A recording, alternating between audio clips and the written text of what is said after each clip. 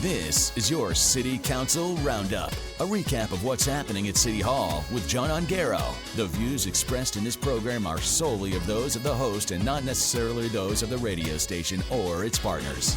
Well, it feels like forever since we've done this, Danny. It's been a long time. They still have meetings, right? Yes, they do. They did last night, and away we go. Let's get into it. A rare one, started on time, a full house, every councilor in their seat and ready to go. No delays, no drama out of the gate, and away we went with the latest City Council meeting last night. A big announcement made at the beginning of the meeting. Details on that coming up. But first, we have a new fire chief. Council officially appointed Dave Torini as the top fire job. He started back in 2003. So congratulations, Chief Torini, and thank you for your service. A new beginning, a new leadership role for him and our fire staff. Fantastic news. It's nice that we are able to transition as quickly as we are. Yeah. We're in good hands. Council signed off on moving forward with tax arrears on a number of properties last night. 162 properties in total with more than $15 million in unpaid taxes. Wow. That may sound like a lot, Danny, but there was one property on the list that owes $13 million of that. Now that with this discussion, the city can now start the clock on the tax sale process. Pretty important to note here, this is basically the last step for those who haven't paid their taxes. The city has already tried collecting, sending notices, making calls. This is what happens when none of that works. Once a certificate is registered, owners have up to 1 year to pay off their property taxes, or their properties can be sold. Most in history will pay that bill before that year is up. Some will not. Next up, transit. Students are paying a little bit more. The UPass agreement with Lakehead University is sticking around for another year, but it's going to cost a little bit more. About 11.5% increase on the fees, part of a longer-term pricing strategy that the city's been working on.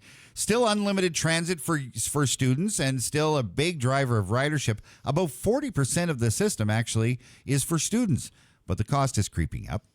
Now, I know that you've probably been missing out on conversations about the multiplex.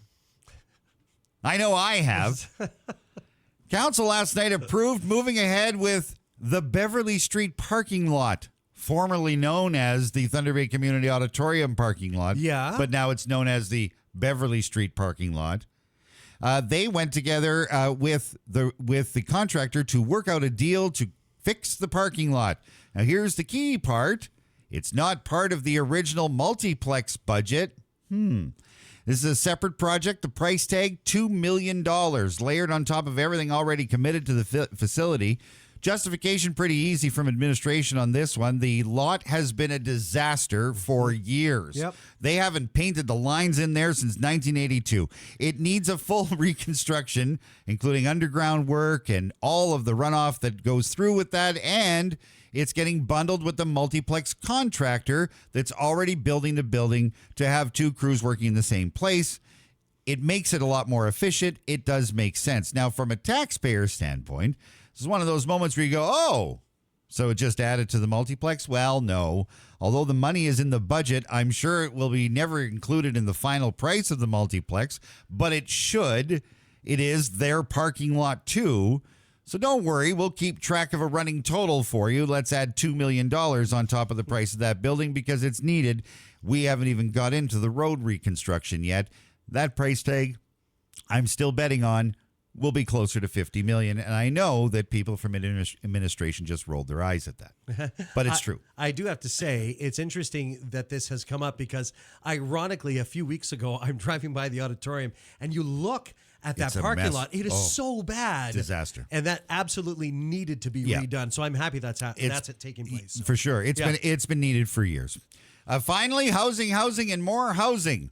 Hot topic in the community for a number of months. Council approved the sale of 3 major pieces of city-owned land last night. Fanshawe, Tokyo, and Arundel, all going to the same developer, all aimed at one thing, getting more units built and getting them built fast. Now, excuse me, we're talking about 950 new housing units across those sites if everything pans out the way that they're expecting. Now, these aren't shovel in the ground tomorrow projects. There's still some rezoning to do, site plans, and all the usual hoops through the city. But the intent here is clear. Move the land, get development going, and try to chip away at the housing situation. That's a good thing. There's also a built-in safety net. If the developer doesn't follow through, the city can actually buy the land back. So they're not just handing it over and hoping for the best. Council also approved the sale of 545 Algoma Street. Where's that, John? I'll tell you in a second. It's another multi-residential building, potentially around 240 more units, with some mixed-use possibilities layered in. If you're wondering where that is, it's a one house or one lot over from St. Ignatius, across the street from the LPH property. So just to recap, and for your notes, development of Tokyo is happening now. Arundel and Fanshawe still need rezoning. Fanshawe will start in 2027, and Arundel start in 28 and 29. It's interesting this is coming up again because you hear this in many conversations around town. Is like, who's renting these units? Yeah. But for these developers to make this investment in our city, Yeah, it's a big deal. they have to have some inside knowledge as to these are obviously going to be rented. They won't be empty. No, they won't. absolutely But this won't is be huge. empty. That's a lot of units. It is a lot of units, and it'll help. And for those that have homes that are looking to get out of their homes, or you're later in life, you're retiring, this is an easier way to do it. Yep. That means that more homes will become available too. It's a good thing. It is a lot of units, and it does show something that we're growing in the right direction. That's right. Finally, a big announcement last night that will definitely change the look of council coming this fall. Councilor Shelby Chung announced last night that she will not be seeking re-election in the fall. Councillor Chung has been at the table for 12 years and will find ways to continue to serve the community in other capacities, but will take back time to focus on her career and more. Now, I think it's important to note that the councillor and I may not have always agreed on some things over the course of her term, but I will never question her commitment to doing good for the city and her love for the city and her service to our community. Whether we agreed or not, she did good work. It goes to show that people can respectfully disagree on items but have the same goal. Councillor Chung, in my opinion, will be missed around the table after her term is over at the end of this year. And if anything, she did her best and voted with her heart to do what was right for everyone in the community. It is a lesson that she can leave behind for others in that room to do the same thing. Councillor Chung, thank you for your service to our community. And here's hoping for a smooth sail towards the end of this term in council chambers while you close out your term later this year. I will say this, and we've talked about it before. I have not always agreed. And she's been as rough on me as I have on her, but it's always been respectfully. So much so, Danny, that when I ran into her last summer, I lent her some of my bug spray. You see? See how that works? You don't have to always agree, but you're always doing it for the right reasons, and Councillor Chung did that. Yeah, way to go. Speaking of the election, it is coming, this year, but coming up on May 1st, that's the open of nomination season. Okay. That's when we'll start to see who's interested in Councillor Chung's seat.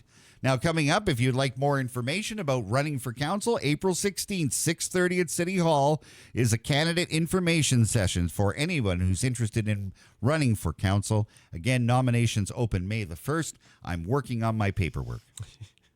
You keep teasing about this, and I have been asked so many times about what you are planning, and I don't know what you're doing. Do I have plans? He's not. Don't. Billboards. He's not, no. The work. You're such a tease. No, it's time. It's time. Is it? Maybe I'll go to the information session. Again, April 16th, 6:30 at City Hall. It is going to be very interesting. We're only a few weeks away from nominations being open. Yeah. I have a sneaking suspicion that social media will blow up with speculation and who's running and who's not. We can check Councillor Chung off that list. You know when you can tell that an election is around the corner? When you start getting friend requests from possible candidates. Yeah. Right? Yeah. Or you go on Facebook and watch former councillors start to ramp up rhetoric and BS all over Facebook that is obviously setting them up for another run. Oh, okay. There you go.